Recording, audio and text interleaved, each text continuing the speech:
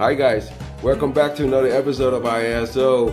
If you guys are new to the channel, ISO stands for in search of. I'm always in search of a better way of doing anything in life. To keep a little bit more of your hard-earned money, to work a little bit less, enjoy life a little bit more. If you are returning, thank you. Please hit the like and subscribe to the channel for practical knowledge. Today I want to talk about something very important. Maybe it's time to go back and check on it. Let's talk about credit score, your FICO credit score. During this uncertain time of the market due to this coronavirus, the stock markets, as you know, is no longer a real reflection of what's going on in the world, which is scary. Everybody, almost 50% of the U.S. Doesn't have a job, yet the stock market is still doing fairly okay, and that is alarming. So the one factor is very important in the U.S. at least, is the FICO score, your credit score, and this is very important because this determines how much the bank gonna loan you money. That is the risk management for employer to hire you for a job. So why is a good time to talk about this now? Because the unemployment rate is so high.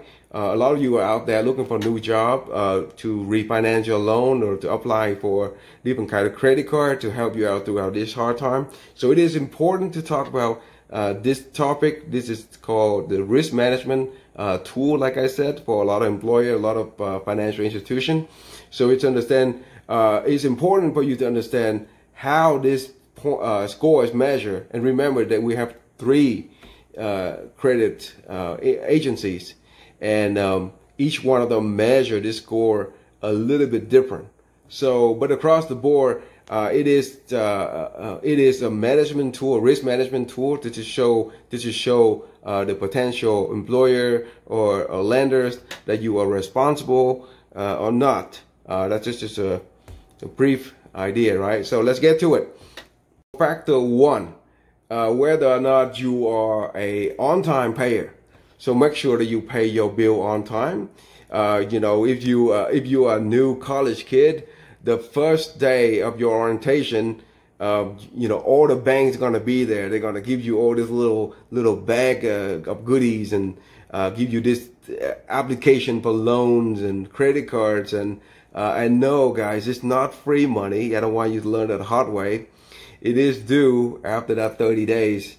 Your next billing cycle is going to show with a balance. So make sure that even if let's just say you shock with a balance that how much you spend, at least pay the minimum balance on time. And to be on time is very important because that's, again, there's a risk. So make sure you pay it on time. So that's the first thing, the first factor. Paying on time. So factor two would be the age of your credit. So the average age of your credit. So there's a lot of guru out there that tells you that you pay off this credit card after 5 years, pay all the balance, cut it off, throw it away. No, think long term. The longer the credits that you open and keep a good history of paying it on time and off, that look good for you. So imagine you have 10 credit cards of $1,000 each, and you finally pay off, that's $1,000 for each card. That show them the length that you have the card. So the longer you have the card, the better. So for example, with me, even though I have this one credit card for the last 15 years or so, and I don't use it anymore because I don't have any good offers, any good interest rate or anything that benefit me, I still keep it and charge my Netflix account to it just to keep it open because I've been keeping it for the last 15 years, and I think I have good credit lines on it, so I want to keep it open. So it looked good for me. So the advice that cut off the card when you pay it off is not really smart because one thing, cutting the card without telling the bank, that is not canceling the card, by the way. You still have to tell the bank that you want to cancel it. And then secondly, why would you throw all your hard work away? You just spent 5 years paying it off. that's your pride. You should show it, and that should benefit you in the next time that you need credits again. That's going to look good on you. Of course, it's going to depend on your self-discipline not to go spend on that card again just because you pay it off. But this time you learn, right? You learn the lesson not to use so much credit, but to keep that credit card open. The age of that credit card line will help you on the next loan. So the average line, the average age of the credit lines really helps you. So keep those long-term credit card open. So factor three is really you have to stay disciplined. Factor three is the credit utilization. That means you know how much you use your credit line. So the magic number here is 30%. So let's just say you have a card for $1,000 credit line. So you have $1,000 credit line. That means you can only use up to $300. So don't go over $300. Even though the credit line is $1,000, you don't want to go over 30%, which is $300. So I normally put an alert on my credit card that would text me when it go closer to that 30%. And I usually try to stay under that 30% by using different credit card to meet my my expensive needs. So obviously you're going to need more than $300 to carry you through whatever expenses, right? So you're going to use the second credit card. But again, stay under 30% of the utilization. So stay under 30% of each credit line. It's tech discipline. And you know, put the alarm on. All the technology these days, you have no excuse. Put the alarm on, the alert on, and then it will text you when it gets close to that.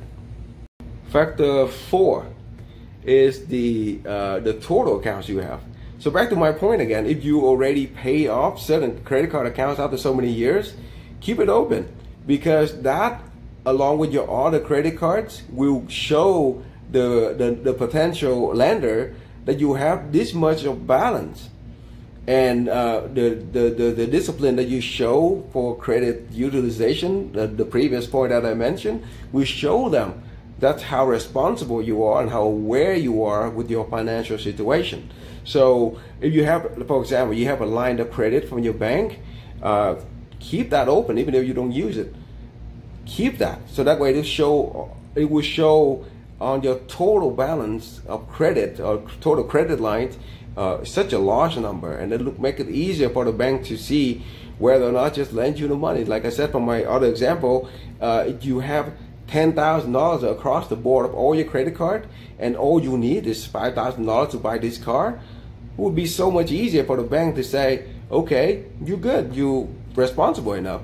But remember, all these accounts, the more different, the more types you have. For example, you have mortgages, you have auto loan, you have student loans, you have line of credits, and all of those are on that you're paying on time, and you keep it under 30%, you're good. So that shows them across the board that this person is responsible to pay all the expenses. This person doesn't just pick, okay, I'll pay the mortgage, but I don't pay the car loan. So the more different type of loans you have and that you are on time with it, that show that minimize your risk and that increase your potential to get the next loan. So the total account is important. Don't close down all your account. Keep it. Stay disciplined. Factor number 5 is the credit increase, and we see this a lot. We make this mistake, I would say, a lot when the holiday season comes. When we go to all these different department store and they say, oh yeah, you save 20%, 50% if you sign up for the department store credit card. Remember, every time you go apply for a credit card or credit line, or let's just say you go to a supply store, appliances store, and buy a new fridge, and you don't have the money up front, and you apply for a credit line, that is a form of credit. So that is a hot inquiry or hot hit, and that will drive down your credit score. So be careful with those. when you're during your shopping season, holiday season, it's a common mistake that we make, right? Just to save that 10-15%. One, we forgot the fact that it is a hard hit. It will drive down your credit score, and that look bad if you trying to apply for like a bigger loan, like a mortgage or refinance. That would be a disaster for your credit score. And also, those department store credit cards come with a really high interest rate, so you should avoid altogether. But another factor, the sad thing about this coronavirus time frame that we're in, is a lot of people run into a hard time, and you're applying for new credit cards just to make ends meet, to pay for bills, to buy food, to put on the table and stuff. So you have no choice but apply for credit cards. Remember, any of this increase is gonna drive down your credit score, and it make it harder for you to apply for your next job, because the employer is gonna run your credit, and the lower your credit score, the lower you're gonna score on the interview list for the next potential candidate. So it's important. So you need to know that each of this inquiry to your credit is gonna be a hard hit. And the good thing about this is, well, let's just say you go shop for a new mortgage or refinance. Each of these hits, the first hit is going to be, it's going to last for 14 days, 14 to 16 days, I remember. But what it means is that you can shop at different banks for the exact same inquiry. So let's just say you want to do a refinance on your home, and Bank One runs it the first day. The second day, you can still go to the next bank. The third day, the fourth day, you can go to all this bank. As long as you stay within that grace period of 14, 15 days, they only count at one hit. So that is a good thing about it. If you're shopping for a new mortgage, that would be, or a new car loan, that would be the only plus thing. So be careful with credit increase. Recap the 5 things that you should know about credit score. 1 is to pay your bill on time, any bill, even the minimum payments. The minimum payment, that means you can also talk to your bank, your creditor, to see what your affordable minimum that you can pay, without them sending you to collection, without them giving you a bad result on your credit score. So discuss with them. Trust me, they'd rather get a little bit from you than not hearing from you at all. So talk to the bank about it. Number 2 is the average age of all your credit lines or credits or credit cards. So keep your old credit cards around. Don't just cut them off, or charge a little bit to it, buy gum once in a while, but keep them active. Next one is number 3 is credit utilization. Make sure that you stay under the magic number of 30% on each of your credit cards. And the number 4 is the total account. So that go back to the previous point. Keep your old credit card around, so that the total credit balance that you have across all the cards as large as possible. And the last one is number 5. Keep your credit increase to the minimum, only when it's very necessary, when you go buy something big, or when you really see the potential of saving, and then apply for a credit card. When you run out of option, let's just say you need to buy a new appliance, you don't have money, you don't have any choice to buy a new fridge. That's something you cannot avoid, right? So but if you just to save 10-15% on the leather jacket, you can live without. So those are the 5 things on credit score you should know about. This serves a great purpose for those of us that go into college for the first time, and you have to deal with finances for the first time. Learn what credit lines is, what credit cards are, make smart decisions, stay responsible, so that you don't pay for that bad mistake in the years to come. Trust me, it's going to stick around with you for a long time, especially if you make a bad, let's say, student loan decision. It will stick with you forever, even if you file your bankruptcy. So educate yourself on financial, make good decision, And you know, it's really important because, you know, especially these days when you go apply for new jobs, that's where your employer is going to look at. So I hope this video is helpful. Please give me a like on this video and subscribe to the channel for more practical knowledge coming up. And liking the video will help my video to be recommended on YouTube more often, so other people can see this practical knowledge.